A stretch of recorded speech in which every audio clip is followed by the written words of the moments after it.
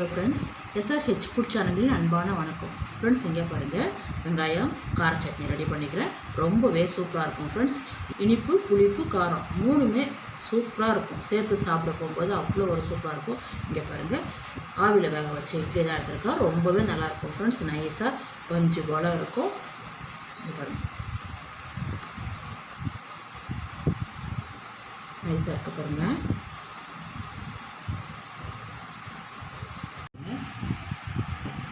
வெங்காய கார சட்னி இந்த இட்லிக்கு ரொம்ப சூப்பராக இருக்கும்.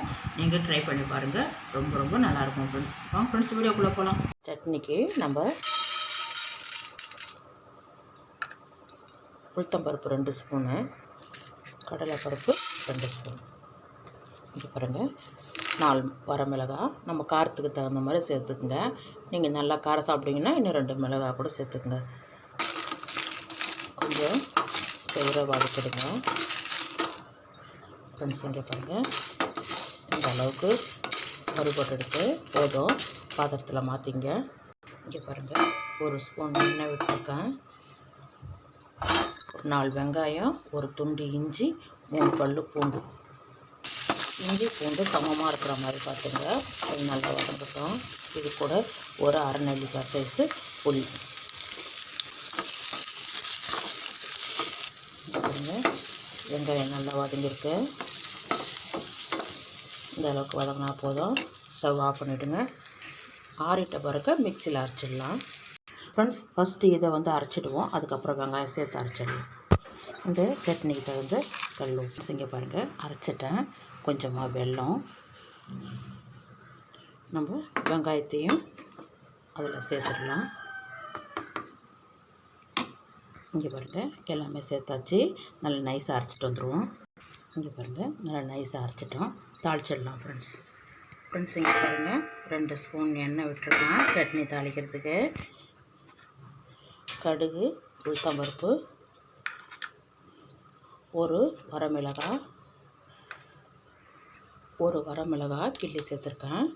ஜீரகம் 1/4 ஸ்பூன், கொஞ்சம் கருவேப்பிலை.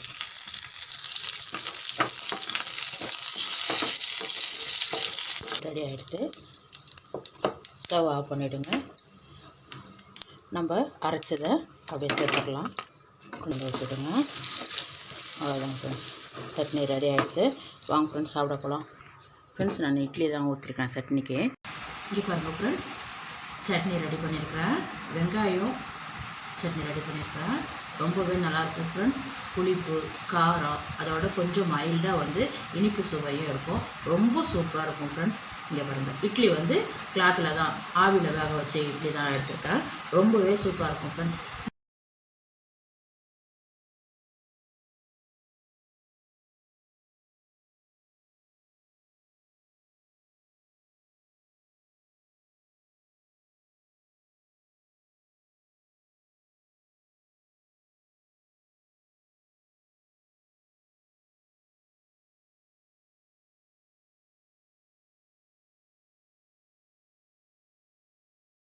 கார முட்டை தோசை ரெடி பண்ணியிருக்கிறேன்.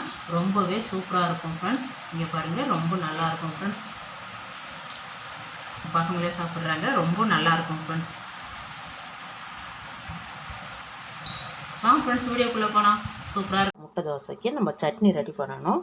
வரமிளகாய் இருக்குது இல்லைங்க, இங்கே பாருங்கள், 2 கட் பண்ணி தண்ணியில் ஒரு 10 நிமிஷத்துக்கு முன்னாடி ஊற வச்சுன்னா நல்லா நைஸாக அரைக்கிறதுக்கு நல்லா வரும். இங்கே பாருங்கள், 2 பூண்டு, நம்ம எவ்வளோ எடுத்துருக்கிறோமோ மிளகாய் அதுக்கு தகுந்த மாதிரி தோல் நீக்கிட்டு சேர்த்து நம்ம மிக்சியில் அரைச்சிடலாம். இங்கே பாருங்கள், காஞ்ச மிளகாய் அள்ளி வச்சுருக்கேன். 2 முழு பூண்டு தோல் நீக்கி வச்சுருக்கேன். காஞ்ச மிளகாய், ஒரு அரை நெல்லிக்காய் சைஸு புளி. காரமான மிளகாய், அதனால் ஒரு அரை நெல்லிக்காய் சைஸுக்கு புளி. இந்த சட்னிக்கு தகுந்த கல் உப்பு. இங்கே பாருங்கள், இந்த மாதிரி நல்லா நைஸாக அரைச்சிட்ட பாருங்கள். கார சட்னி ரொம்பவே டேஸ்ட்டாக இருக்கும் ஃப்ரெண்ட்ஸ். இங்கே பாருங்கள், பாத்திரம் வச்சுருக்கேன்.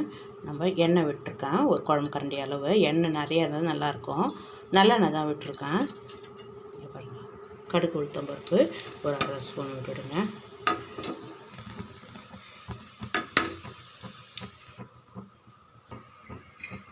கடுகு நல்லா பொரியட்டும். கருவேப்பிலை,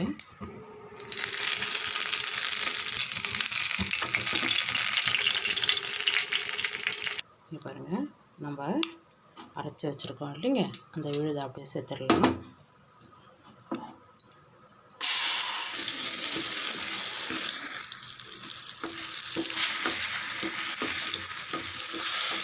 நம்ம எல்லாமே பச்சையாக தான் வச்சுருக்குறோம், அதனால் தீயை குறைச்சிட்டு நல்லா ஒரு 5 நிமிஷம் நல்லா வதங்கட்டும். அந்த பூண்டு பச்சை வாசனை, உப்பு இருக்கான்னு பார்த்து செக் பண்ணிக்கோங்க. செஞ்சு பாருங்கள், எண்ணெயை விட்டு நல்லா தனியாக தெரிவித்து பாருங்கள், பிரிஞ்சு வருது பாருங்கள். எண்ணெய் மசாலாவிலேருந்து எண்ணெய் தனியாக பிரிஞ்சு வருது. அவ்வளோதான், ரெடி ஆகிடுது. மாற்றிட்டு தோசைக்கல் வச்சிடலாம், தோசை ஊற்றிடலாம். முட்டை தோசை, ஒரு தோசைக்கு ஒரு முட்டைன்ற மாதிரி கணக்கு பண்ணி ஒரு முட்டைக்கு தகுந்த உப்பு. ஏன்னா தோசை மாவில் உப்பு இருக்கும், அதனால் பார்த்து சேர்த்துங்க.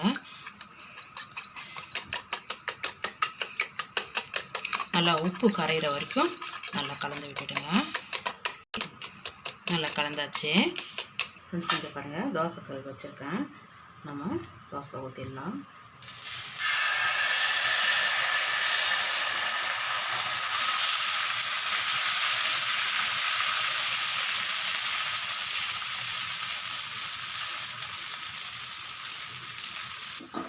நம்ம எடுத்து வச்சுருக்கிற சட்னி, கார சட்னி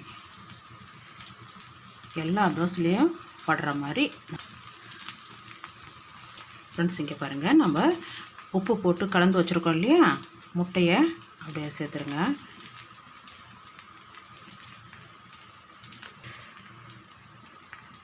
பொடிசாக கட் பண்ணி வச்சுருக்க வெங்காயம், அப்படியே பச்சை மிளகாய், குழந்தைங்களா இருந்தாக்கா 1-2 சேருங்க, பெரியவங்களா இருந்தால் கொஞ்சம் கூடுதலாகும். கொஞ்சம் மல்லி இலை, நம்ம பொடி பண்ணி வச்சுருக்க மிளகுத்தூள்,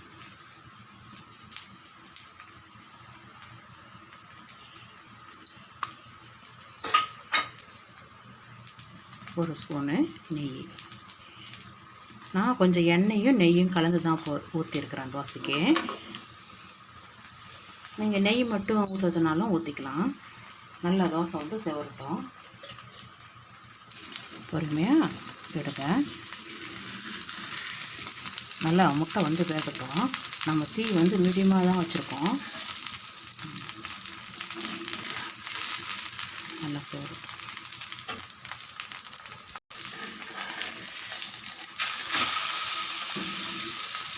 அவ்வளோதான்.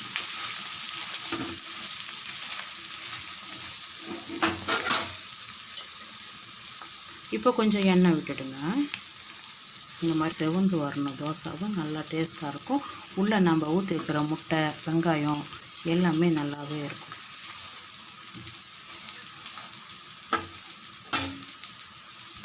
கொஞ்சம் செஞ்சு பாருங்கள், தோசை ரெடி ஆகிடுது. நம்ம எடுத்துடலாம்.